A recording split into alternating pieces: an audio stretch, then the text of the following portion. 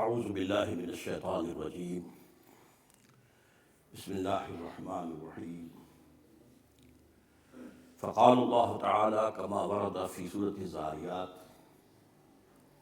ففروا الی اللہ انی لکم منہ نذیر مبین وقال تبارک و تعالی کما ورد فی سورۃ نوح علیہ الصلاۃ والسلام انا ارسلنا نوحا الى قومه ان انذر قومك من قبل ان ياتيهم عذاب اليم قال يا قوم اني لكم نذير مبين ان اعبدوا الله واتقوه واطيعون يغفر لكم من ذنوبكم ويؤخركم الى اجل مسمى ان اجل الله اذا جاء لا يؤخر لو كنتم تعلمون وقال عز وجل كما ورد في سورة الانفطار يا أيها الإنسان ما غرك بربك الكريم الذي خلقك فسواك فعدلك في أي سورة ما شاء ركبك كلا بل تكذبون بالدين صدق الله العظيم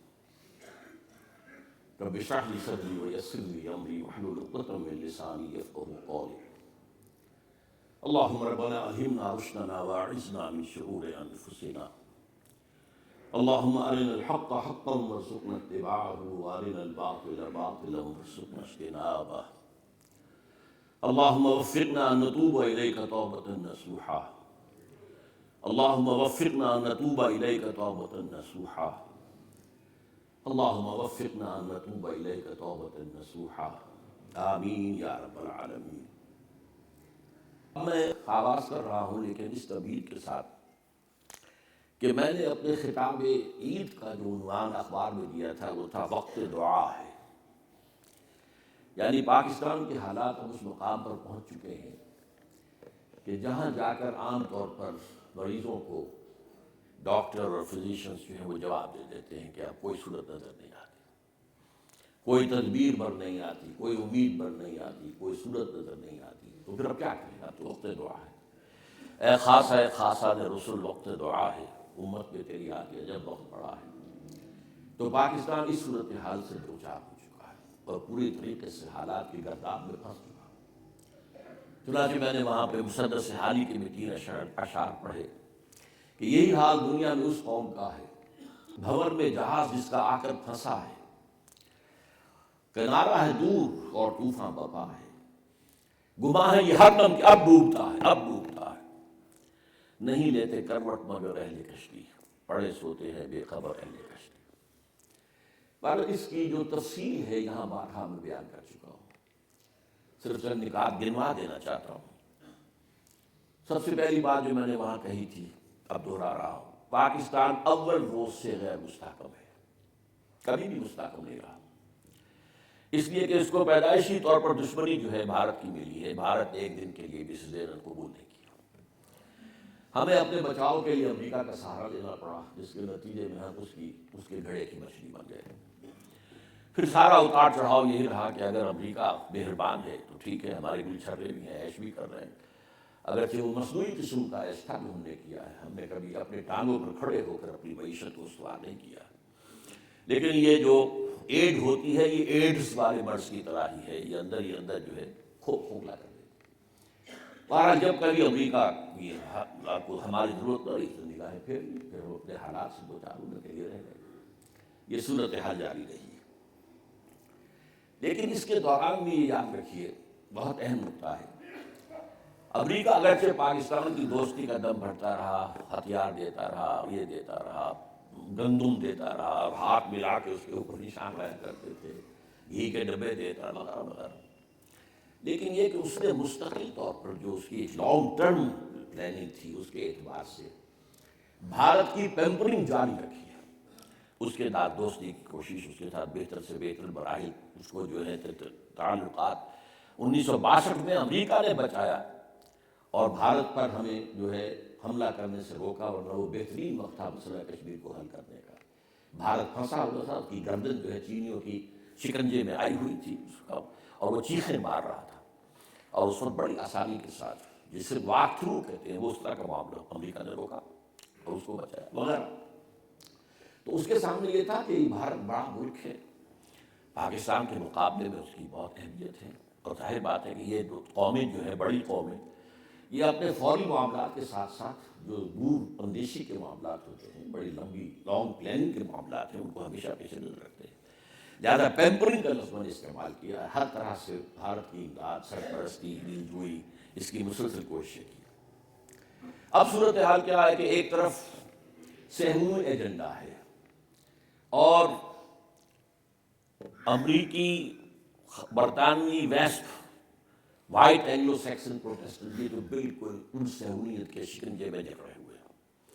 اب ہوتے ہوتے بقیہ جو کرسچن ورلڈ ہے، کیتھولک وغیرہ، انہوں نے بھی تسلیم کر لیا ہے، تو اس ایجنڈے کے اندر شامل ہو چکے ہیں۔ اس ایجنڈے کا براہ راست تعلق پاکستان سے نہیں ہے۔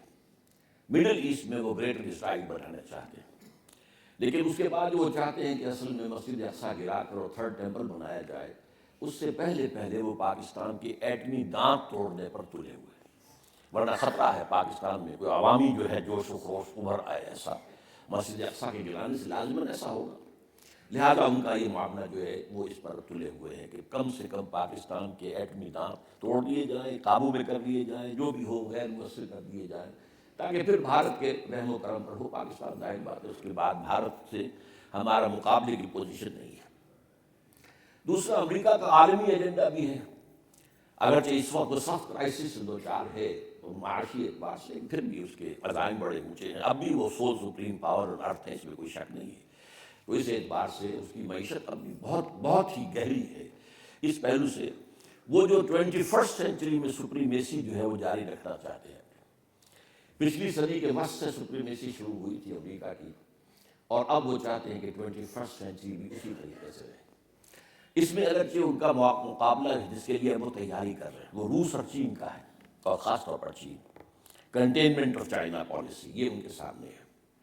اور اس سے یہ کہ جو عضو ضعیف ہے اس وقت دنیا کا، عالم اسلام، اس پر تو اپنے گہرے پنجے گاڑ کر ان کے تمام جتنے بھی جو ذرائع ہیں، جو بھی ان کے اسباب ہیں، وسائل ہیں، ذرائع ہیں، ان کی دولت ہے، منرل ہے، آئل ہے، اس کو قبضہ کر لیا جائے۔ اس لیے کہ ان کے اندر تو ظاہر بات ہے سوائے پاکستان کے کسی کے اندر کوئی بھی اس کو کا مقابلے میں آنے کی کسی کی حیثیت نہیں ہے۔ تیسری طرف بھارت ہے جو پاکستان کا ازلی دشمن ہے، اور اب امریکہ کا اصل منظور نظر وہی ہے، اور اس کے لیے چانس آف دی 21 سینچری ہے جو اس وقت آ گیا ہے۔ اب یہ میں نے چند بڑی باتیں ہیں کہ جو میں نے بڑی تفصیل سے پہلے بیان کی، آج صرف حوالہ دیا ہے۔ میرے خیال میں جنگ نہیں ہوگی، بلکہ صورتحال یہی ہے کہ وہ پاکستان کے گرد گھیرا اور تنگ عالمی دباؤ اور زیادہ، اور عالمی طور پر تنہا کرنا، یہ 3 پرونگ جو ہے کام جاری رہے گا، یہاں تک کہ ان کی توقع کے مطابق پاکستان خود ہاتھ جوڑ دے کہ ہم حاضر ہیں۔ اگر دریاؤں کا پانی روک لیتا ہے وہ، اور ہمارے اندر یہ دم خم نہیں ہے، جو آج ہم کشمیر کے لیے نہیں کر سکتے تو دریاؤں کے لیے کیا کریں گے؟ تو ظاہر بات ہے ہاتھ جوڑنے کی سوا چارہ کار کیا رہ جائے گا۔ لائف لائن جسے کبھی قائد اعظم نے کہا تھا، وہ لائف لائن یہی تو ہے کہ پاکستان کی جو جگولر وین ہے وہ تو ہے کشمیر، اور ظاہر بات ہے پانی ہی ہے، پانی ہی سے حیات ارضی کا سارا قرآن کہتا ہے، خلقنا من الماء کل شیء حی، جتنی بھی زندہ چیزیں ہیں اس پلینٹ کے اوپر، ان کے اندر جو سورس آف لائف ہے وہ پانی ہے۔ ہاں، مادہ تخلیق تو ریت ہے، مٹی ہے، لیکن یہ کہ جو اس کے اندر مادہ جو اصل سورس آف لائف ہے وہ پانی ہے۔ اس اعتبار سے جس پالیسی پر ٹھنڈے چل رہا ہے بھارت کہ پاکستان کمزور سے کمزور تر ہو جائے اور اس کے حالات اسقط ایسے ہو جائیں کہ بغیر کسی بہت بڑے خون خرابے کے وہ ہمارا مقصد جو ہے اکھنڈ بھارت کا حاصل ہو جائے، ان میں پہلا مقصد یہ بھی ہو سکتا ہے، پہلا قدم کہ کانفیڈریشن ہو جائے۔ کوئی عجب نہیں کہ کبھی ہم جا کر اس کو بہت غنیمت سمجھے کہ پاکستان کے ساتھ بھارت کانفیڈریشن قبول کر لے۔ جیسے آپ کو معلوم ہے کہ سقوط پاکستان کے بعد کتنی خواہش پیدا ہوئی تھی، کاش کہ ہم نے مشرقی پاکستان کے ساتھ کانفیڈریشن کی ہوتی، کانفیڈریشن ہوتی تو یہ حادثہ تو نہ ہوتا، یہ خوریزی تو نہ ہوتی، یہ داغ تو نہ لگتا، یہ مشرقی پاکستان کا جو ماتھے سے انہوں نے لیبر اتار کر خلیج بنگال میں غرق کر دیا، یہ تو نہ ہوتا۔ تو میں کہہ رہا ہوں یہ اللہ نہ کرے کہ ایسا ہو، لیکن یہ کہ ہو سکتا ہے کہ حالات جس طرح جا رہے ہیں، بیرونی داخلی جو دونوں طرف سے سینٹریفیوگل فورسز بڑھتی جا رہی ہیں. سینٹریفیوگل فورس ایک ہی ہے اسلام، اور وہ جو ہے وہ کمزور سے کمزور تر ہوتا جا رہا ہے. اس دور میں دو چیزوں کا اضافہ ہوا ہے، اس کو بھی سمجھ لیجیے. ایک تو ایک بات بہت کھل کر سامنے آ گئی ہے کہ الکفر ملت واحدہ. ہمارا بڑا تکیہ ہے، جب تکیہ تھا چین پر، لیکن جو قرارداد جو ہے UN کی آئی ہے، یہ جو جماعت الدعوہ پر پابندی لگی ہے، اس میں اس کا ویٹو ساتھ ہے. کہتے یہ ہیں کہ انہوں نے پاکستان سے اس کی منظوری لے کر ویٹو دیا اس کے حق میں، لیکن اب کھل کر آ گیا. اور یہ بھی ہمیں معلوم ہے، یہ خبروں میں آ چکا ہے، چین وہ افغانستان میں بھی اپنی فوجیں بھیجنے کو تیار ہے، اس کی تیاری ہو چکی ہے، افغانستان میں اس کی فوجیں آئیں گی. اور وہ آپ کو معلوم ہے کہ لال مسجد میں جو کچھ ہوا تھا اس پر بھی شاباش چین نے بھی دی تھی. تو چین ابھی تک جو ہے ذرا ڈھکا چھپا تھا اس معاملے میں، لیکن معلوم ہے اسلام کی دشمنی اس کی بھی جو کہ تو ہے بلکہ بڑھ کر ہے. اس لیے کہ ظاہر بات ہے کمیونزم جس درجے میں بھی دنیا میں رہ گیا تو وہی ہے، اور اس کے حوالے سے جو اس کا بنیادی فلسفہ ہے وہ تو آپ کو خالص بنیادانہ فلسفہ ہے. اس میں تو جو بھی ڈائلیکٹیکل میٹیریلزم ہے وہ در حقیقت اللہ کی اور ہر چیز کی مذہب کی نفی ہے. مذہب تو افیون کہتے ہیں. ایک تو یہ بات کھل کر آ گئی، اور اس حوالے سے افغانستان اور پاکستان یہ گویا کہ ہدف اول ہیں. یہ بات کھل کر اس لیے کہ یہیں پر امکان ہے، اور کہیں ایسی تحریکیں موجود نہیں ہیں. فنڈامنٹلزم اتنا قوی اور کہیں نہیں ہے. پورے پاکستان میں بھی اتنا نہیں ہے، لیکن اس کا خاصا بڑا علاقہ ہے. صرف سرحد نہ سمجھیے، ہمارا سرائیکی علاقے کا بھی بہت بڑا رقبہ ہے جو اسی انداز کا ہے. آپ کو معلوم ہے کہ وہ لشکر جنگی ہو یا کوئی اور جو اکثر لوگ جو گرفتار ہوتے ہیں وہ بھاولپور ایریا جو ہیں، یہ ڈیرہ اسماعیل خان ہے، یہ مظفر گڑھ ہے، ڈیرہ غازی خان ہے. تو اپر سندھ کے اندر بھی وہ مذہبی جو ہے روایات کو کافی گہری ہیں. جمیعت علماء اسلام کا کافی عمل دخل ہے. تو اس حوالے سے یہ معاملہ جو ہے پاکستان اور افغانستان اس کا ہے. تو الکفر ملت واحدہ. اور دوسرے جو صورت اب نظر آ رہی ہے وہ یہ ہے کہ پاکستان میں جو سیاسی اعتبار سے کچھ محسوس ہو رہا تھا سکون ہے، وہ اب ختم ہونے والا ہے. اب محاذ آرائی کی وہ فضا دوبارہ پیدا ہونے والی ہے جو 90s کے اندر ہوئی تھی، جبکہ 2 مرتبہ حکومت بنی تھی نواز شریف کی اور 2 مرتبہ بے نظیر کی، اور ان میں جو کھینچا تانی، جو رسہ کشی، جو مخالفتیں بدترین قسم کی، محاذ آرائی بدترین قسم کے جو ہیں اس میں اقدامات جو کیے گئے تھے.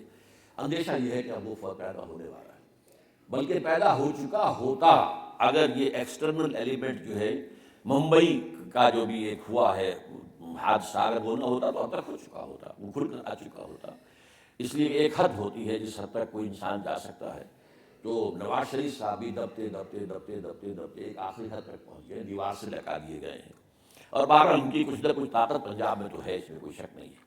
تو اس لیے اس سے باہر یہ اگر ہوگا تو یہ اور پاکستان کے لیے گویا کہ امپلوژن جو ہے اندر سے دھماکے کے لیے اور اندرونی طور پر فضا کے خراب ہونے کے لیے، جس سے کہ پھر جواز پیدا ہو جائے کہ کوئی نیٹو فورسز اور کوئی بھارتی فورسز داخل ہو جائے، اس کے امکانات اب زیادہ ہیں.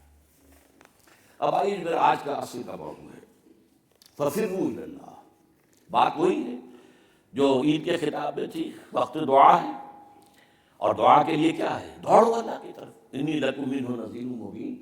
دیکھو میں تمہاری طرف ہوں، اللہ کی طرف سے بھیجا ہوا ایک خبردار کرنے والا کہ عذاب آیا کھڑا ہے، سر پر تنا ہوا ہے، بحث آ جاؤ، ہوش میں آ جاؤ. اب اللہ کی طرف چل کے جانا نہیں، دوڑ کر جاؤ. جیسے کہ آتا ہے حدیث قدسی کے اندر کہ میرا بندہ میری طرف چل کر آتا ہے تو میں دوڑ کر آتا ہوں، میرا بندہ میری طرف بارش بھر آتا ہے تو میں ہاتھ بھر آتا ہوں.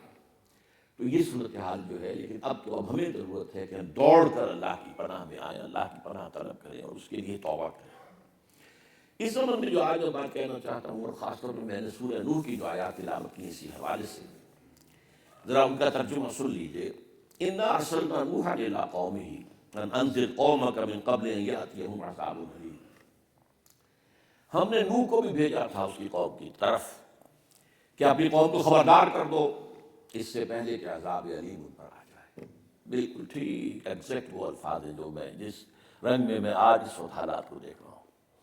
اس سے پہلے کہ وہ عذاب اکبر آ جائے اور پاکستان جو ہے یا تو اس کا نام نشان مٹ جائے جیسے کہ دنیا کہہ رہی ہے، یا اس سے مخرج ہو جائے، بلکرائزیشن ہو جائے، یا وہ بھارت کا ایک تابع مومن ملک بن کر رہ جائے کہ کوئی اس کی حیثیت نہ رہے. جس کو میں کہتا رہا ہوں کہ یوں سمجھیے نیپال ملٹی پلائڈ بائی 10 کی حیثیت اگر پاکستان کی رہ جاتی تو وہ بھی خاتمہ ہی ہے.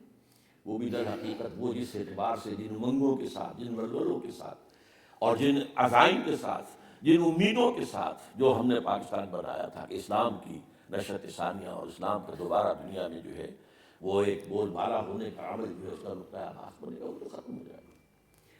تو قالا، اب اس پر جو فرمایا قالا، حضرت نوح علیہ السلام نے فرمایا یا قوم انی لکم نذیر مبین، وہی بات جو میں نے جس کے لیے آج آیت چنی ہے ففروا الی اللہ انی لکم منہ نذیر مبین، ان اعبدوا اللہ واتقوہ واطیعون، اللہ کی بندگی اختیار کرو، اس کا تقوی اختیار کرو، میری اطاعت کرو۔ یہ میری اطاعت اللہ صرف رسول کہہ سکتا ہے، کوئی غیر رسول نہیں کہہ سکتا۔ ظاہر بات ہے کوئی کہے گا کہ اللہ کی اطاعت کرو، اللہ کی بندگی کرو، اللہ کے دین پر چلو، اللہ کے احکام پر چلو، اللہ کے رسول کی سنت پر چلو، قرآن مجید کو اپنا امام بناؤ، یہ نہیں کہہ سکتا کہ میری اطاعت کرو۔ لیکن رسولوں کا یہ مقام ہوتا ہے، ان اعبدوا اللہ واطیعون۔ نتیجہ کیا نکلے گا؟ یغفر لکم من ذنوبکم، دیکھو اللہ تعالیٰ تمہارے گناہوں میں سے بہت کچھ بخش دے گا۔ اس کی شان غفاری جو ہے اس کے حوالے سے، وَيُؤَخِّرْكُمْ إِلَىٰ أَجَلٍ مُّسَمًّى، اور تمہیں تمہارے وجود کو مؤخر کر دے گا، ابھی اور تاخیر کر دے گا، اس کے اندر تمہیں اور مہلت دے دے گا ایک اجل مسمى تک۔ اجل مسمى ہمیشہ رہتی ہے، یہ ہمیشہ کے لیے تو ہے ہی نہیں، ہمیشہ کے لیے یہ کائنات ہی نہیں ہے، ہمیشہ کے لیے دنیا ہی نہیں ہے، ہمیشہ کے لیے تو یہاں ہمیشہ کی تو کسی شے کو ہے ہی نہیں۔ لیکن یہ ہے کہ تمہیں جو فوری طور پر عذاب تمہارے سر پر تنا ہوا ہے اور عظیم عذاب آ رہا ہے، اسے اللہ مؤخر کر دے گا۔ یؤخرکم الی اجل مسمى ان اجل اللہ اذا جاء لا یؤخر لو کنتم، یہ جان لو جب اللہ کا وہ معین وقت آ گیا پھر اسے مؤخر نہیں کیا جا سکے گا۔ ابھی توبہ کے ذریعے اسے مؤخر کیا جا سکتا ہے۔ میں نے پہلے جو یہاں خطاب کیا تھا لا يرد القضاء الا الدعاء، ترمذی شریف کی روایت ہے کہ اللہ کا قضا جو ہے فیصلہ اس کو بھی لوٹا دیتی ہے دعا۔ دعا میں وہ تاثیر ہے کہ اللہ تعالیٰ اپنے فیصلے کو مؤخر کر دیتا ہے، اچھا ٹھیک ہے مزید مہلت، اچھا ٹھیک ہے اور ان کے لیے مہلت ہے۔ تو حالانکہ جیسا کہ قوم یونس کے ساتھ معاملہ ہم نے کئی دفعہ بیان کیا ہے، عذاب الہی کے آثار شروع ہو چکے تھے، لیکن پوری قوم نے توبہ کی، وہ روتے ہوئے چلاتے ہوئے اور توبہ کرتے ہوئے باہر نکل آئے، اللہ تعالیٰ نے ان کو مزید جو ہے مہلت دے دی، اور عذاب کے آثار شروع ہونے کے بعد اس عذاب کو ان کے سروں سے ڈال دیا۔ تو اللہ تعالیٰ جو ہے یہ اب پاکستان کے بارے میں بھی کر سکتا ہے۔ اس سلسلے میں بارہا ایک لفظ ہے جس پر میری گفتگو آ کر ختم ہوتی رہی ہے، توبہ۔ توبہ کرو اللہ کی طرف، توبوا الی اللہ توبۃ نصوحا، لوگوں لپلٹو اور لوٹو اللہ کی جانب بالکل خلوص کے ساتھ، دھوکے والی نہیں توبہ۔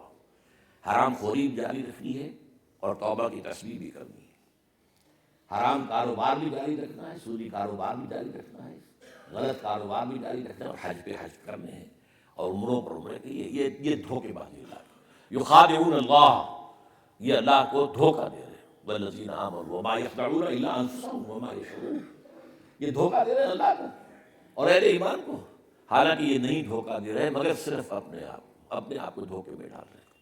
تو یہ دھوکے والی توبہ نہیں، توبۃ نصوحا، نصحہ کہتے ہیں خالص ہو جانا، نصیحت اسی لیے کسی کے ساتھ مخلص ہو جانا، مخلص اخلاص کی بنیاد پر جو بات اس سے کہی جائے، دیکھو بھائی یہ کام نہ کرو، یہ نصیحت ہے، دیکھو بھائی یہ کام اچھا کرو، یہ نصیحت ہے، بنیاد اس کی خلوص۔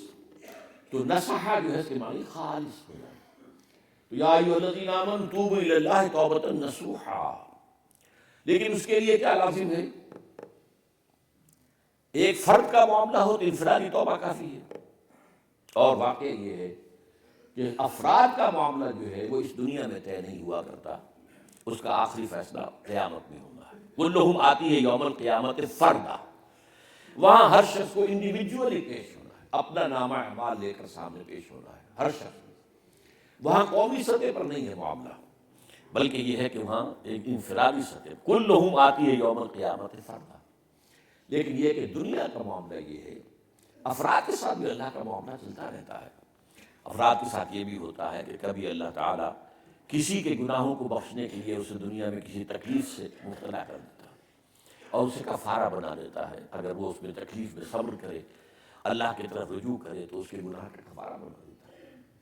کبھی کسی کو تکلیف اس لیے بھی دیتا ہے کہ یہ ٹھوکر کھائے تو ہوش میں آ جائے، اس لیے بھی دے دیتا ہے، جس کو ہم کہتے ہیں منبہات، تنبیہ کرنے والی چیزیں، جگانے والی چیزیں، ہوش میں لانے والی چیزیں، تاکہ آدمی مدہوش ہو ذرا تو وہ ہوش میں آ جائے۔ لیکن یہ کہ آخری حساب کتاب جو ہے اور آخری فیصلہ جو ہے افراد کا، وہ قیامت کے دن ہونا ہے۔ دنیا کا معاملہ جو ہے ذرا اس کے برعکس ہے، قوموں کے فیصلے یہاں ہوتے ہیں۔ اگر اس اعتبار سے نوٹ کر لیجئے کہ میں نے جو کتاب ہے سابقہ اور موجودہ امتوں کا ماضی، حال اور مستقبل، یہ بڑی اہم کتاب ہے، اس میں نے تفصیل سے بیان کیا اللہ کا قانونی عذاب کیا ہے، انفرادی سطح پر کیا ہے، اجتماعی سطح پر کیا ہے، پھر ہلکا عذاب کیا ہے، بڑا عذاب کیا ہے، وَلَنُذِيقَنَّهُم مِّنَ الْعَذَابِ الْأَدْنَىٰ دُونَ الْعَذَابِ الْأَكْبَرِ لَعَلَّهُمْ يَرْجِعُونَ۔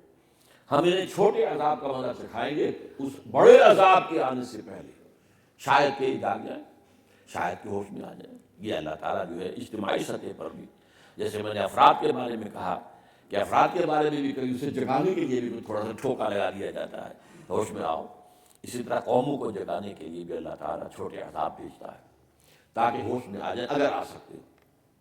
لیکن یہ ہے کہ اس میں اصل میں جو اجتماعی توبہ ہے وہ تو یہ ہوگی بالفعل تو کہ یہ پوری قوم جو ہے یا اس کی معتدبے، اتنی معتدبے تعداد وہ توبہ کر لے کہ پھر اس قوم کا رخ بدل جائے۔ اگر وہ نہیں بدلتا تو پھر افراد کی توبہ تو ہے، اور افراد اپنی توبہ کا نتیجہ آخرت کے اندر حاصل کر لیں گے۔ دنیا میں عذاب نہیں ٹلتا اس سے جب تک کہ قوم کی معتدبے تعداد ایسی اتنی حد تک کہ پھر وہ قومی رخ تبدیل کر دے۔ اگر یہ نہیں ہے تو پھر یہ کہ اجتماعی توبہ کا تقاضا پورا نہیں ہو سکتا۔ البتہ یہ ضرور ہے کہ افراد کی بھی بڑی اہمیت اللہ کی نگاہ میں ہے، بہت اہمیت ہے۔ میں آج آپ کو ایک شعر سنا رہا ہوں، بہت پیارا شعر ہے۔ تا دل صاحب دل نامت بے درد، ہیچ قوم را خدا رسوا نہ کرد۔ جب تک کہ کسی صاحب دل کے اندر صدمہ نہ پیدا ہو جائے، دکھ نہ پیدا ہو جائے، افسوس اور رنج نہ پیدا ہو جائے، اس وقت تک اللہ تعالیٰ کسی قوم کو رسوا نہیں کرتا۔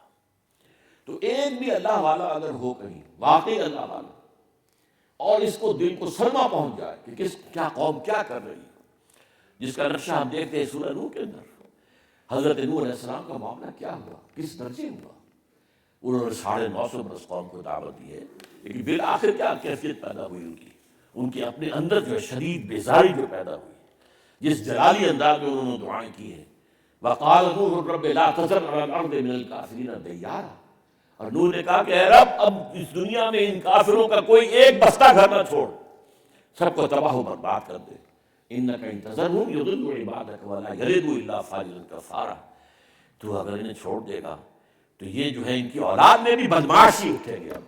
اب ان کی اولاد کو، جس کو ہم کہتے ہیں عام پنجابی زبان، بیج مارا گیا ہے کسی کا، اس بیج سے کسی خیر کی توقع نہیں رہی۔ یہ قوم اس درجے خراب ہو چکی ہے، اس کے اندر جو خرابی ہے اس درجے جا چکی ہے۔ فَإِنَّكَ إِن تَذَرْهُمْ يُضِلُّوا عِبَادَكَ، تیرے بندوں کو گمراہ کریں گے، وَلَا يَلِدُوا إِلَّا فَاجِرًا كَفَّارًا۔ اب یہ کیا ہے؟ درد پر آیا ہوا دل ہے۔ وہ درد پر دل کب آتا ہے؟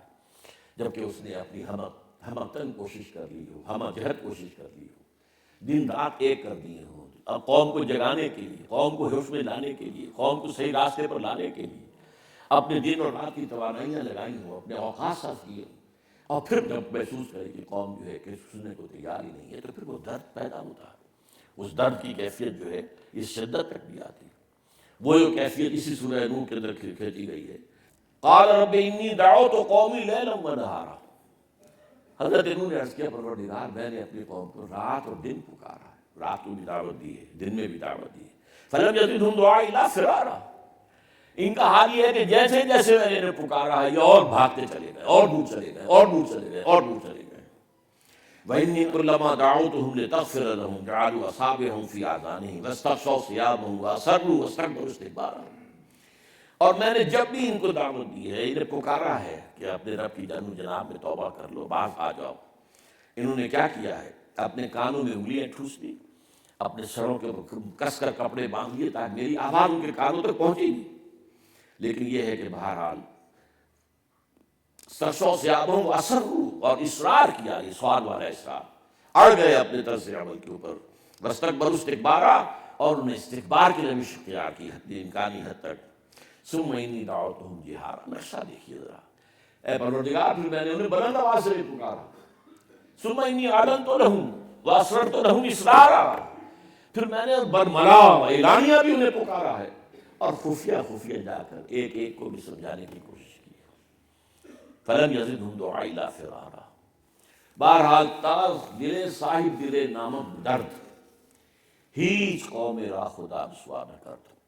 تو افراد کی بھی حیثیت ہے، افراد کے ہاتھوں میں ہے اقوام کی تقدیر، ہر فرد ہے ملت کے مقدر کا ستارہ۔ اس حوالے سے میں آج جو بات کر رہا ہوں کہ جس چیز پر، جس نقطے پر میری بہت شمار گفتگویں آ کر رکتی ہیں، آج میں تفصیل سے بات کرنا چاہتا ہوں۔ اگر ایک معتدل تعداد کے اندر بھی افراد توبہ کر لیں، اور یہ معتدل تعداد جو ہے وہ کتنی ہوگی بھی اس کا فیصلہ اللہ کرے، لیکن ان کا خلوص ہو، ان کی گہرائی کے ساتھ، ان کے قلب کی گہرائیوں سے وہ توبہ کی صدا نکلے اور وہ واقعتاً توبہ کرے عمل کے اندر، ہو سکتا ہے کہ ایک مختصر گروہ کے بھی اس طرح سے عمل اختیار کرنے پر اللہ تعالیٰ مہلت دے دے، عذاب کے بادل جو ہیں وہ چھانٹ دے، اس کی فضائیں جو ہیں وہ جو ہے بل جائیں۔ لیکن اس توبہ کی تفصیل کیا ہے؟ نمبر ایک، رذائل اخلاق سے توبہ۔ توبہ یہی نہیں ہے کہ نماز نہیں پڑھو تو نماز پڑھنی شروع کر دو، جھوٹ بولنا بند کرو، وعدہ خلافی بند کرو، دھوکہ، فریب، غبن بند کرو، رذائل اخلاق سے اپنے دامن کو بچاؤ۔ سب سے پہلے یہ ہے، پہلے انسانیت ہے پھر دین ہے، انسانیت کے ہی بنیاد پر دین تعبیر ہوتا ہے۔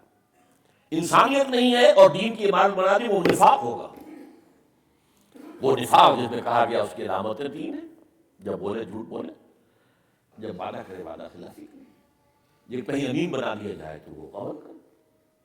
تو یہ تین تو بات، اگر نیچی عمارت یہ ہے، اوپر آپ نے نماز روزے کا ڈھانچہ کھڑا کر دیا ہے، منافقانہ نظام، اس کی کوئی حیثیت نہیں اللہ کے لیے۔ تو سب سے پہلے رذائل اخلاق سے وہ اپنے دامن کو پاک کرنا، جھوٹ، وعدہ خلافی، دھوکہ، فریب، غبن، چوری، یہ ساری چیزیں جو ہیں ان سب سے انسان اپنے آپ کو بچائے۔ نمبر دو، پھر شریعت کی پابندی، جس حد تک ممکن ہے پابندی۔ ایک تو یہ ہے کہ کل شریعت پر نہیں ہو سکتا عمل جب تک کہ انقلاب نہ آ جائے، نظام نہ بدل جائے۔ شریعت کا حکم ہے چور کے ہاتھ کاٹو، ہم نہیں کاٹ سکتے، نہ میں کاٹ سکتا ہوں نہ آپ کاٹ سکتے ہیں۔ اگر وہ زنا کی سزا ہے اور وہ چاہے رجم ہے اور چاہے وہ کوڑے ہیں، غیر شادی شدہ کے لیے کوڑے ہیں، شادی شدہ کے لیے رجم ہے، وہ میں اور آپ نہیں کر سکتے، یہ ہمارے اختیار میں نہیں ہے۔ یہ تو نظام کی سطح پر طے ہوگا، انقلاب آئے گا، تبدیلی آئے گی تو قانون نافذ ہوگا تو وہ، لیکن اس وقت تک بھی شریعت کے جس حصے پر عمل کرنا ممکن ہے اس پر نہیں کرنا ہے تو مجرم ہو۔ آج تک اس ملک میں وہ وقت نہیں آیا کہ کسی نے برقع زبردستی اتروائے، جنہوں نے اتارے ہیں خود اتارے، جس کے پاس دو پیسے ہو گئے اس نے برقع اتار کر پھینک دیا، معلوم ہوا کہ یہ تو غلامی کا اور یہ جو مفلسی کا دلندر تھا، یہ ہم نے کیا، خود کیا، کسی اور نے تو نہیں کیا۔ سودی معاملہ یہ ٹھیک ہے، سود کی جو فضا کے اندر جو آلودگی ہے، اس آلودگی سے تو کوئی نہیں بچ سکتا۔ جو یہاں پر اگر 10 سسپینشن ہے حضور نے فرمایا، وہ بار یا اگر دھواں بھرا ہوا ہے کسی جگہ پر تو آپ بچ نہیں سکتے، وہ دھواں تو اندر جائے گا، وہ بار تو اندر جائے گا، آپ کے پھیپھڑے جو ہے اس کے اندر لازم جو ہے اس کے اندر وہ چیزیں جائیں گی۔ لیکن براہ راست سود پر قرضہ لے کر کاروبار چمکانا، سود پر قرضہ لے کر ملوں کے بعد مل بنانا۔ ہمارے ایک بہت بڑے سیاسی لیڈر نے کہا تھا بڑے فخری انداز میں، ہاں ہم نے مل بنائے ہیں لیکن سود دے کر بنائے۔ اللہ کے بندے، کچھ شرم کرو، کچھ حیا کرو۔ جس کو قرآن کہتا ہے بدترین جرم، جس پر قرآن کہتا ہے باز نہیں آؤ گے تو اللہ تعالیٰ کی طرف سے اعلان جنگ ہے، اور اس کو فخریہ کہا جاتا ہے۔ ہم نے ٹھیک ہے بینکوں سے قرضے لیے ہیں، سود دیے ہیں اور ہم نے پھر آگے اپنا کاروبار بڑھایا ہے، اور اس کو فخری انداز میں کہا جاتا ہے۔ تو یہ بات جو ہے سب ہوتی ہے، غور طلب بات ہے۔ براہ راست تو سود میں ملوث نہ ہوا، کہیں پیسہ رکھ کر اس سے سود لے کر کھانا، یا کہیں سے سود پر پیسہ لے کر بلڈنگیں بنانا، پلازے بنانا، مل بنانا، کارخانے بنانا، یہ بنانا، وہ بنانا، اس۔ تو جب تک کہ میں نے صرف ایک چیز کا نام لیا ہے، ایک معاشرتی سطح پر ہے پردہ، ایک معاشی سطح پر سود، لیکن یہ کہ اور اس کو پھیلا لیجیے، شریعت کے احکام جتنے بھی ہیں ان سب پر کاربند جس حد تک ممکن ہے اس حد تک پابندی ہو، اس کا اصل مسمم۔ اور نمبر 3 یہ لازمی شرط ہے، نمبر 3 اسلام کی بالادستی کی جد و جہد کے لیے عملاً کسی نہ کسی جماعت کے اندر شامل، اس لیے کہ اسلام کی بالادستی کی جد و جہد انفرادی نہیں ہو سکتی، یہ تو ہوگی تو جماعتی ہوگی، اجتماعی شکل میں ہوگی۔ بے شمار انبیاء تو ساتھی نہیں مل سکے، کوئی بڑا کارنامہ وہ نہیں کر کے دکھا سکے دنیا بھی اعتبار سے، چلے گئے دنیا سے۔ حضرت موسیٰ علیہ السلام کی قوم نے پورا جواب دے دیا، کوئی بھی جنگ کے لیے آمادہ نہیں ہوا، ان کے اوپر 40 سال کی صحرا نوردی کی سزا جو مسلط کر دی گئی۔ حضور کے ساتھیوں نے کہا حضور آپ حکم دیں۔ یہ ساتھی وہ تھے صحابہ کرام رضوان اللہ تعالی علیہم اجمعین کہ جہاں حضور کا پسینہ گرا وہاں انہوں نے اپنے خون کی ندیاں بہالیں۔ نتیجہ یہ ہو کہ انقلاب آیا، تبدیلی آئی، اللہ تعالیٰ کا تحفہ تھا یہ صحابہ کرام جو حضور کو اللہ نے عطا فرمایا۔ ان میں سے ایک ایک شخص جو ہے، ہم آج جیسے مسلمانوں میں سے 1-1 کروڑ کے اوپر بھاری تھا، تو یہ جماعت وجود میں آئی تب نا، اس جماعت کے بغیر نہیں ہے، لا اسلام بالجماعت، جماعت کے بغیر اسلام ہی نہیں ہے۔ جماعت یا تو آپ کا نظام اسلامی ہے تو اسلامی جماعت ہے پوری، وہ پورا ملک اسلامی جماعت ہے۔ آپ کی حکومت اسلامی ہے تو پورا ملک اسلامی جماعت ہے، اور اس کا امیر جو ہے اس کے ہاتھ پر بیعت ہے۔ اگر یہ نہیں ہے تو یہ ظاہر بات ہے اسلامی نظام آسمان سے نہیں ٹپکے گا از خود۔ حضور اور صحابہ نے بھی اپنی جد و جہد کے نتیجے میں محمد رسول اللہ والذین معہ اشداء علی الکفار رحماء بینہم، اس کیفیت کے ساتھ جو جد و جہد ہے، ذرا آپ اندازہ کیجیے، برڈز آئی ویو بھی لیا جائے سیرت کا تو اندازہ ہو جاتا ہے انہوں نے اس طریقے سے وہ کام کیا ہے۔ تو اس کے لیے ایک جماعت لازم ہے، اور جماعت کے امیر کے ہاتھ پر بیعت ہوگی۔ اسی سے وہ حدیث کھل کر سامنے آ جاتی ہے کہ جو مسلم شریف میں ہے، من مات ولیس فی عنقہ بیعۃ مات میتۃ جاہلیۃ، جو مسلمان اس حالت میں مرا اس کے گردن میں بیعت کا قلادہ نہیں تھا، وہ جاہلیت کی موت مرا، اسلام کی موت نہیں مرا۔ انا للہ و انا الیہ راجعون۔ اور یہ 2 ہی شکلیں ہو سکتی ہیں، جیسا کہ میں نے کہا، اگر اسلامی نظام ہے اس کے امیر کے ہاتھ پر بیعت، اسلامی نظام نہیں ہے اس کو قائم کرنے کی جد و جہد کرنے والی جماعت کے لیے کیا کرنا ہے۔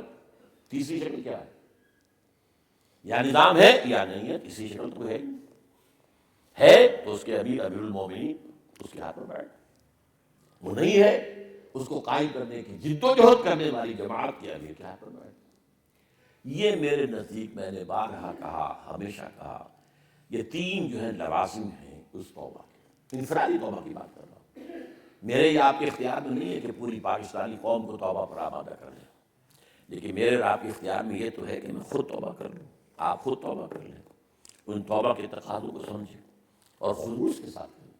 توبوا الی اللہ توبۃ نصوحا، اس میں نے 3 باتیں بیان کی ہیں۔ نمبر 1 جو اخلاقیات ہیں، رذائل سے اپنے آپ کو پاک کرنا، اور فضائل اخلاق سے اپنے آپ کو آراستہ کرنا، اچھے اخلاق۔ خلق حسن، پوچھا گیا سب سے بہتر ایمان والا کون ہے؟ حضور نے فرمایا خلق حسن، جس کے اخلاق اچھے ہیں۔ اگر وہ اچھے اخلاق پیدا نہیں ہوتا تو اس ایمان کا فائدہ کیا ہوگا؟ وہ ایمان جو ہے وہ تو در حقیقت انسانی شخصیت کو باغ و بہار بنا دینے والی شے ہے، اگر حقیقت میں ہو۔ شریعت کی پوری پابندی جتنی بھی ممکن ہے۔ اور نمبر 3 تاکہ مکمل پابندی ہو سکے، مکمل نظام قائم کیا جائے، اس کے لیے جد و جہد کی جائے، اس کے لیے تن من دھن لگایا جائے، تو اس کے لیے ایک کسی نہ کسی جماعت میں شامل ہونا۔ اس کے بعد سے میں آج ایک اگلا قدم اٹھا رہا ہوں۔ دیکھیے ہمیشہ میں آ کر بات یہاں روک دیتا ہوں کہ دیکھو بھائی، جماعت پھر اب تلاش کرنا آپ کا کام، جو پہلے یہ 3 مراحل کا طے کر لیں، اب جماعت کون سی ہو تلاش کرنا آپ کا کام۔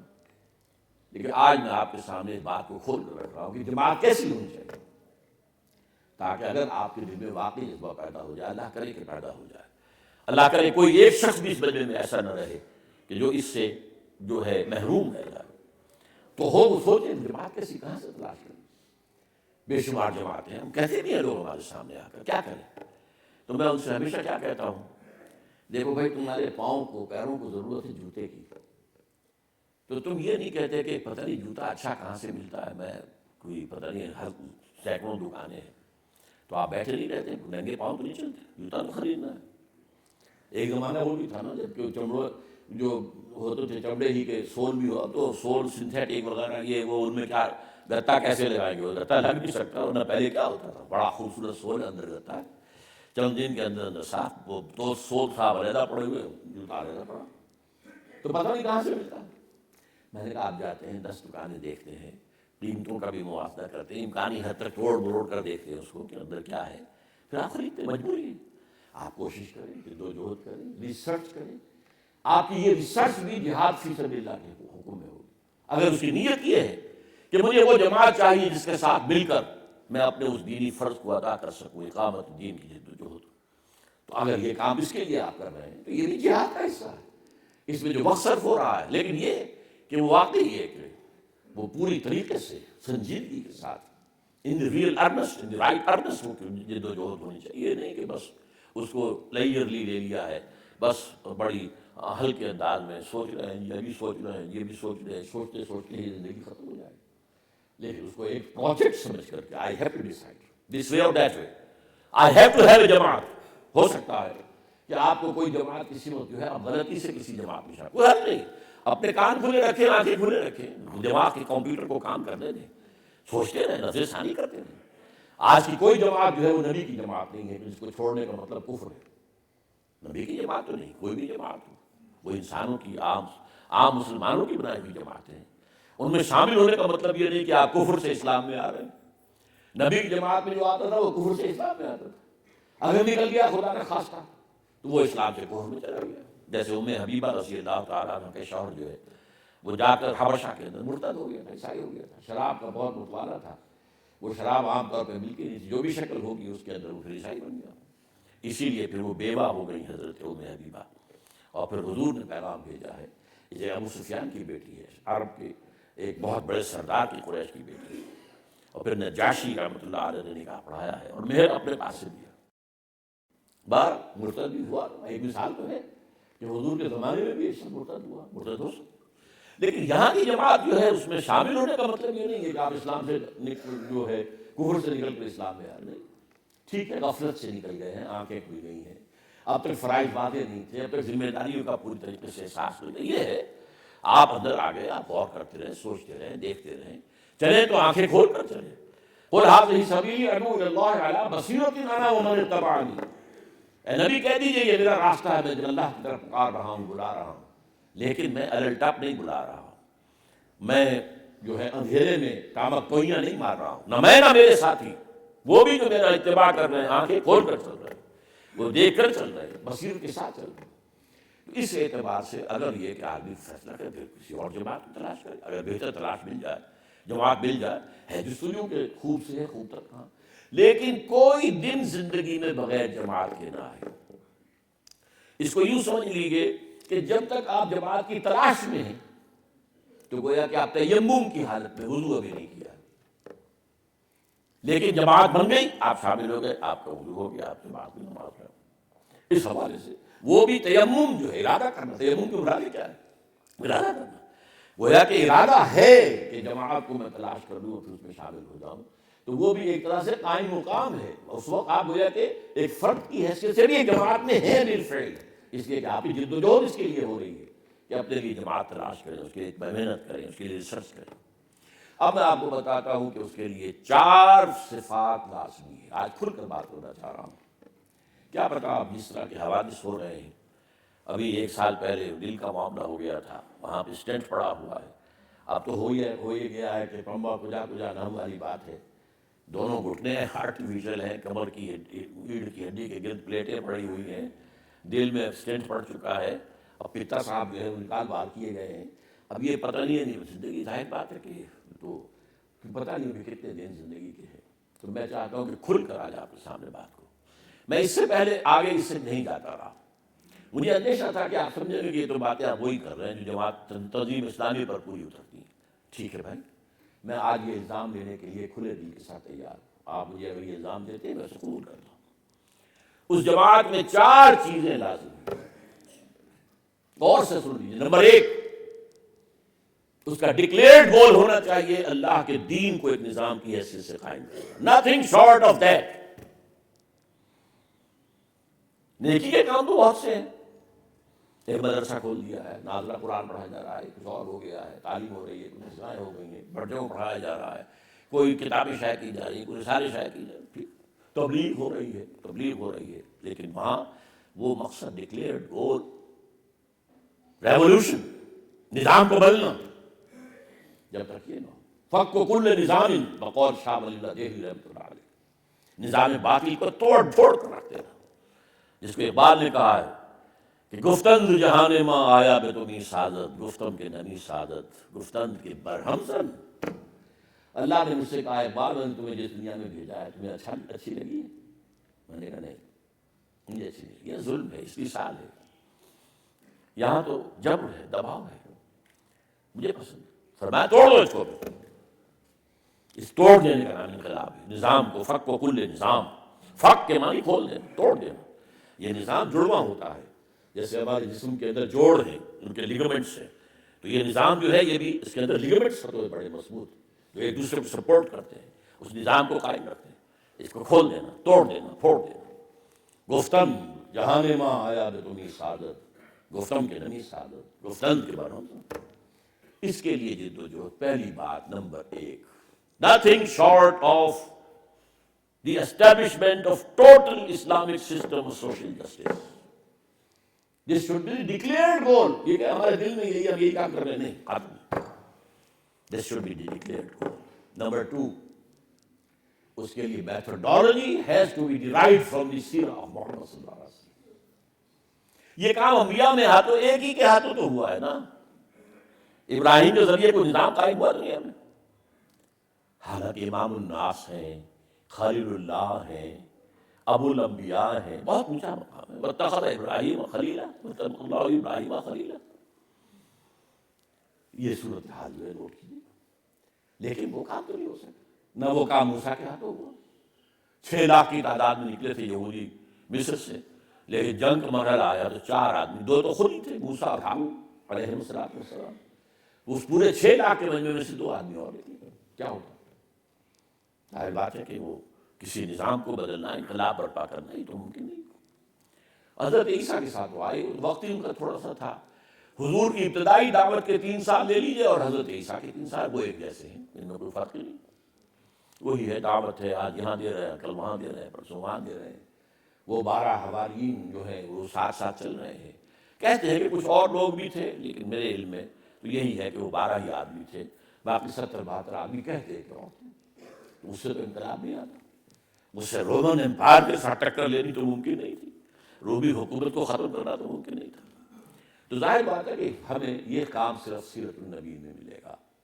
وہ مینول ہے، مینول آف اسلامک ریولوشن، سیرہ محمد صلی اللہ علیہ وسلم. قرآن بھی مینول ہے، لیکن قرآن مینول ہے ایک اور اعتبار سے. یہ ترتیب زمانی کے ساتھ جمع نہیں ہوا ہے، اس لیے سیرت کے مراحل سامنے نہیں آتے کھل کر. جبکہ سیرت النبی کے اندر اسی طرح حدیث کا معاملہ وہ فقہی ابواب میں مرتب ہے. یہ کتاب الصلاۃ شروع ہوگی، کتاب الزکوٰۃ آ گئی، کتاب المیاہ سے بات شروع ہوئی، پانی کون سا پاک ہے کون سا ناپاک وغیرہ وغیرہ وغیرہ. لہٰذا وہ جو پروسیس ہے وہ کیا تھا، وہ پروسیس آف ریولوشن، اس کا جو ہے یہ معاملہ صرف سیرت النبی سے صلی اللہ علیہ وسلم. اب اس میں یہ ہو سکتا ہے کہ میرے اور آپ کے درمیان اختلاف ہو جائے سیرت سے استنباط کرتے ہوئے. میں ایسے یہ نتیجہ نکال رہا ہوں، آپ کو ٹھیک ہے.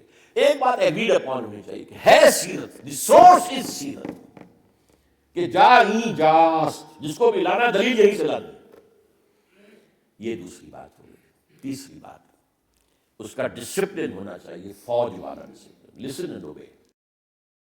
یہ نہیں کہ کوئی بات اچھی لگی تو مان لی، نہیں اچھی لگی تو چھوڑ دی، ختم کر دی. نہیں، ڈھیلم ڈھال. کبھی کوئی اجتماع ہے تو آ گئے، کوئی جی نہیں چاہتا ہے، ذرا سی طبیعت میں کسل بھی ہے اگر، اس سے پھر نظام نہیں اکھیڑا جا سکتا. نظام کو بدلنا، ظاہر بات ہے نظام کو سپورٹ کرنے والی، نظام کو سپورٹ کر کے اور مستحکم کرنے والی، اسٹیٹس کوو کو برقرار رکھنے والی فوجیں ہیں، ہوائی جہاز ہیں، ایئر فورس ہے. اس کے لیے تو طاقت تو وہ چاہیے کہ جو پھر منظم ہو, ڈسپلنڈ ہو, سب رکعات, listen and obey. There's not to reason why, there's but to do and die. Charge of the lord brigade مجھے بڑی عمدہ پسند ہے, بہت عمدہ نظم تھی, میٹرک میں پڑھی تھی. بہت عمدہ نظم ہے کہ ایک جنگ کے موقع پر لائٹ بریگیڈ, ان کا ایک بریگیڈ تھا, سوار شہ سواروں پر مشتمل تھا, اور ان میں 600 افراد تھے, اس میں 600 گھڑ سوار. اب میدان جنگ یہ ہے کہ ادھر ان کی یہ صفیں بندی ہوئی ہیں, سامنے سے بھی کیننز ہیں, توپیں ہیں جو آگ اگل رہی ہیں, دائیں سے بھی توپیں لگی آ رہی, آگ اگل رہی ہیں, بائیں سے بھی.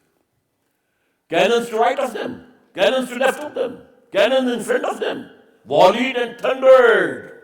اب وہ والیز آ رہی ہیں بمس کی, بم کے گولے جو آ رہے ہیں, پھٹ رہے ہیں, آگ. اور اس کے اندر حکم دیتا ہے چارج the night brigade, کرو حملہ. تو سب نے سوچا someone has blundered, کسی نے بہت بڑی غلطی کی ہے, کسی نے, جو بھی ہائر اپ سے, جو بھی ہائرارکی میں اوپر ہے, someone has blundered. لیکن there's not to reason why. فوجی کا یہ کام نہیں ہوتا کہ وہ سوال کرے کیوں نہیں. there's but to do or die. ان کا تو ایک ہی کام ہے, کام وہ کرے یا جان دے, بس. nothing third. آرمی, اس کو کہتے ہیں آرمی ڈسپلن. آخری الفاظ بڑے پیارے ہیں. so into the valley of death rode the 600. 600 کے 600 جو ہیں وہ موت کی وادی میں اتر گئے. تو اس طرح کا ڈسپلن جب تک نہ ہو تو وہ جماعت نہیں, وہ تو پھر ہجوم ہے, ہجوم سے کام نہیں بنتا. وہ جو علامہ اقبال نے کہا عید آزادہ شکر ہو ملک و دین, اور عید محکومہ ہجوم مومنی. ہجوم تو ہوتا ہے لیکن وہ جماعت نہیں ہے. سوئے قطار بھی کشم ناقہ بے زمام را, نغمہ کو جا من کو جا ساز سخن بہانا. اس کہاں کی شاعری, کہاں کا نغمہ, میں کوئی شاعر نہیں ہوں. مرا یاراں غزل خانے شبر, تو مجھے خامخواہ شاعر بنا دیا گیا ہے, شاعروں کی صف میں کھڑا کر دیا گیا ہے, میں شاعر نہیں ہوں. نغمہ کو جا من کو جا ساز سخن بہانا اس, سوئے قطار بھی کشم ناقہ بے زمام را. یہ جو اونٹنیوں نے اپنی زماں میں توڑ دی ہیں, اور کوئی ادھر بکھر گئی کوئی ادھر بکھر, ورنہ ایک اونٹنیوں کی قطار چلتی ہے, اور ایک کی دم کے ساتھ دوسرے کی جو ہے وہ اگلی جو ہے وہ رسی بنی ہوئی ہے دوسری. لیکن یہ کہ انہوں نے سب وہ توڑ دی, ناقہ بے زمام ہو گئی. تو اب وہ کوئی ادھر ہے کوئی ادھر ہے, کوئی ادھر بھاگ گئی ادھر بھاگ گئی, اس کو جمع کر رہا. بہرحال تیسری بات یہ ہے کہ اس کا ڈسپلن ہونا چاہیے. چوتھی بات کیا ہے, اس جماعت کی قیادت کے قریب جا کر دیکھیے کہ خلوص کی خوشبو آتی ہے یا نہیں. اب یہ میں کہتا یہ الفاظ اس لیے ہوں کہ اس کا کوئی یقین تو کسی کے پاس ہو نہیں سکتا, کسی کے دل میں اتر کر آپ نہیں دیکھ سکتے. لیکن جیسے کہتے ہیں سکس سینس ہوتی ہے انسان کے اندر, ایک چھٹی حس بھی ہوتی ہے, ایسے ہی میں اس کو اسمیل کہہ رہا ہوں کہ اگر خلوص ہے تو اس کی خوشبو آئے گی, اور اگر دھندا ہے, کاروبار ہے, نام عنوان دین کا ہے, اندر جو ہے دنیا ہے, اگر یہ ہے تو اس کی بھی بدبو آ جائے گی. آپ کی اپنی فطرت سلیم ہونی چاہیے. آپ کو نزلہ زکام نہ ہو تو ظاہر بات ہے کہ پھر آپ سونگ لیں گے کہ خلوص کی خوشبو آ رہی ہے یا نہیں. یہ چار چیزیں اگر پوری ہو جائیں کسی بھی درجے میں تو اس جماعت میں شامل ہونا فرض. With all the emphasis at my command, I am saying it. It's obligatory. It's فرض. یہ کوئی اضافی نیکی نہیں ہے, یہ کوئی نافلۃ اللہ والا معاملہ نہیں ہے, یہ عین فرض ہے. یہ چار چیزیں پوری ہو جائیں تو یہ فرض ہے. البتہ اس سے آگے میں بات عرض کر دوں. ظاہر بات ہے کہ یہ بات پوری کر کے کسی جماعت میں آ جانے کے بعد اب وہ جماعت کے سب لوگ ایک سطح کے نہیں ہوں گے کبھی بھی. وہ ہر شخص کے حالات مختلف ہیں, عمر کے اعتبار سے کوئی کسی اسٹیج پر ہے, کوئی کسی اسٹیج پر ہے. بوڑھا بھی ہے, اگر قبر کے کنارے بیٹھا تب بھی شامل ہو جماعت کے اندر. جیسے فرمایا گیا ہے کہ اگر قیامت کا سور پھونک دیا جائے اور تم کہیں کوئی جو ہے پودا لگا رہے تو پودا لگاؤ. اسی طرح یہ اس سے کوئی ایج جو ہے وہ ایگزمپٹ نہیں ہے. لیکن ہاں ٹھیک ہے, حالات ہیں, کوئی بہت توانا ہے, وہ کمزور ہے, کسی کا ظاہر بات ہے لیول آف کانشیسنس بھی اتنا نہیں ہو سکتا, ایمان کی گہرائی کے درجے بھی سب کے برابر تو نہیں ہو سکتے, تو فرق رہے گا. لیکن اپنے اپنے ذاتی حالات, اپنی اپنی جو بھی کیفیات ہیں, ان کی سطح پر آدمی جد و جہد کرتا ہے. ڈسپلن کا پابند ہے۔ اس کی میں مثال آپ کو دیتا ہوں، بہت پیاری مثال ہے۔ نماز فرض ہے، آپ نے نماز ایک جو بھی سارے تقاضے ہیں پورے کر دیے، لیکن کیا خشوع و خضوع سب کو برابر حاصل ہوا؟ رکوع و سجود تو حاصل ہو گئے، نماز فقہی طور پر تو ادا ہو گئی، ایک فرض کا بوجھ تو آپ کے سر سے اتر گیا۔ البتہ یہ کہ جس میں آپ جیسے کہتے ہیں جتنا گڑ ڈالیں گے اتنا میٹھا ہوگا، جتنی آپ کی کمٹمنٹ زیادہ گہری ہوتی جائے گی، آپ مزید اپنی دنیا سے اس کو سکیڑ کر، اپنی دنیا کو سکیڑ کر اپنے آپ کو وڈرا کریں گے، نکالیں گے، فری کریں گے، اپنے آپ کو آزاد کرنا، اپنے اوقات کو آزاد کرنا، تفریغ اوقات جو تبلیغی بھائی کہا کرتے ہیں، اپنے اوقات کو فارغ کرنا، یہ جتنا یہ اپنا یہ ہوگا انڈیویجول۔ لیکن ایک ظاہر بات ہوتا ہے کہ ایک پیریڈ ہوتی ہے، اس پیریڈ کے مختلف تقاضے، اس میں ہر شخص کو پورا اترنا ہوگا، اس کے جو جماعتی نظم کے تقاضے وہ پورے کرنے ہوں گے۔ البتہ اس کے اندر رہتے ہوئے ظاہر بات ہے کہ اس کے اندر جو ان پٹ آپ کا ہے، جتنے بھی آپ محنت کرتے ہیں، جتنا بھی اس کے اندر گڑ آپ ڈالیں گے، اتنی ہی اس کے اندر مٹھاس زیادہ ہوگی، اتنا ہی اللہ تعالیٰ کے یہاں درجات جو ہے وہ آپ کے بدن سے بدن تر ہوں گے۔ لہٰذا یہ نہ سمجھا جائے کہ اب تو ہم بوڑھے ہیں، اب کیا کریں، یا یہ کہ اب تو میرے اندر تو توانائی نہیں، میں بیمار ہوں، کوئی بات نہیں، آپ بیمار ہیں، اب میں 2 جمعوں تک میں حاضر نہیں ہو سکا ہوں، ٹھیک ہے، وہ ایک عذر ہے۔ اگر میں عام مساجد نماز میں بھی نہیں آ سکا، میں لیٹ کر بھی پڑھتا رہا ہوں، بیٹھ کر بھی پڑھی ہے، وضو نہیں کر سکا تیمم سے پڑھی ہے۔ اس سے پہلے جب کمر کا آپریشن ہوا تھا تو کتنے دن جو ہے چارپائی کے اوپر میں نے پڑھی تھی تیمم کے ساتھ نماز۔ تو یہ چیز، لیکن یہ کہ پڑھو، نماز پڑھنی ہے، وہ ہر حال میں، انفروا خفافا وثقالا، چاہے بوجھل ہو چاہے ہلکے ہو، اور اس کے دونوں معنی ہے، ساز و سامان ہے یا نہیں ہے، نکلو۔ ایک ہلکا آدمی اس کو سامان نہیں ہے، ایک ساز و سامان ہے، اور ایک معنی یہ چاہے دل جو ہے خوشی کے ساتھ بڑی مسرت کے ساتھ آگے بڑھنے کے لیے آمادہ کر رہا ہے، اور چاہے ذرا دل بوجھل ہے، کچھ ابھی وہ کچھ گھسیٹ رہا ہے، جس کو کہتے ہیں کہ عقل ہے محو تماشائے لب بام، ابھی بے خطر کود پڑا آتش نمرود بیش، لیکن ہر حال میں نکلو ضرور۔ حکم جو ہے انفروا خفافا وثقالا وجاہدوا باموالکم وانفسکم فی سبیل اللہ۔ تو یہ جماعت کے اندر شامل ہو کر ظاہر بات ہے کہ اس کے اندر نقاب، اس کے اندر جو ہے فرق اور جو ہے رہے گا امتیاز، وہ اللہ تعالیٰ کے اونچے درجے ہیں۔ اس پر کئی دفعہ میں گفتگو کر چکا ہوں۔ آخر انبیاء، صدیقین، شہداء، صالحین، یہ درجہ بندی کیوں کی گئی؟ والسابقون الاولون من المہاجرین والانصار والذین اتبعوهم بإحسان، یہ درجہ بندی کیوں کی گئی؟ تو یہ سارا، اور ایسے بھی لوگ ہیں، وآخرون خلطوا عملا صالحا وآخر سیئا، ایسے بھی ہیں جن کی زندگیوں میں نیکی بدی کو جلدی چلتی رہتی ہے۔ بہرحال ہر شخص جو ہے وہ اپنی مقام، اپنی سطح، اپنی ان پٹ، اپنی صلاحیت کے مطابق جدوجہد کرے، لیکن پھر کان کھول کر سن لیجئے۔ اور آج میں نے کھل کر باتیں کی ہیں، میں نے کہا تھا کہ اگر آپ الزام دیں کہ تم اپنی ہی بات کہہ رہے ہو، تو میں ٹھیک ہے، میں اس الزام کو قبول کرتا ہوں اور حدیث نبوی پیش کرتا ہوں کہ لا یؤمن احدکم حتی یحب لأخیہ ما یحب لنفسہ، تو میں سے کوئی شخص مومن نہیں ہو سکتا جب تک کہ وہ اپنے بھائی کے لیے بھی وہی بات پسند نہ کرے جو اپنے لیے کرتا ہے۔ تو میں نے جو کچھ اپنے لیے پسند کیا ہے، میری زندگی کھلی کتاب ہے، آپ نوٹ کر لیجیے۔ میں 30 برس سے رہ رہا ہوں یہ قرآن اکیڈمی کے کوارٹر کے اندر۔ میرے جو معیار زندگی ہے وہ جا کے دیکھ لیجیے۔ 1954 میں MBBS کیا تھا کبھی میں نے، جبکہ MBBS جو ہے وہ بڑی شے سمجھی جاتی تھی۔ اب تو خیر MBBS کی کوئی حیثیت ہی نہیں جب تک کہ کوئی اور فردر کوالیفیکیشن نہ ہو۔ مہاراج میں نے دنیا میں کچھ نہیں بنایا، اپنا حساب کم و بیش بھی لکھ کر شائع کر دیا، اس کی پوری تفصیل دے دی ہے۔ اس لیے کہ قرآن مجید میں 6 جگہ آتا ہے کہ جو بھی داعی الحق ہو اس کا کام یہ ہے کہ وہ کہتا ہے وما اسألکم علیہ من اجر ان اجری الا علی رب العالمین، میں تم سے اپنی اس محنت پر، اس دعوت پر، اس جد و جہد پر، اس سعی و جہد کے اوپر میں تم سے کوئی محنتانہ طلب نہیں کر رہا ہوں، کوئی اجرت نہیں مانگتا ہوں، میری اجرت اللہ کے ذمہ ہے، میرا اجر اللہ کے ذمہ ہے۔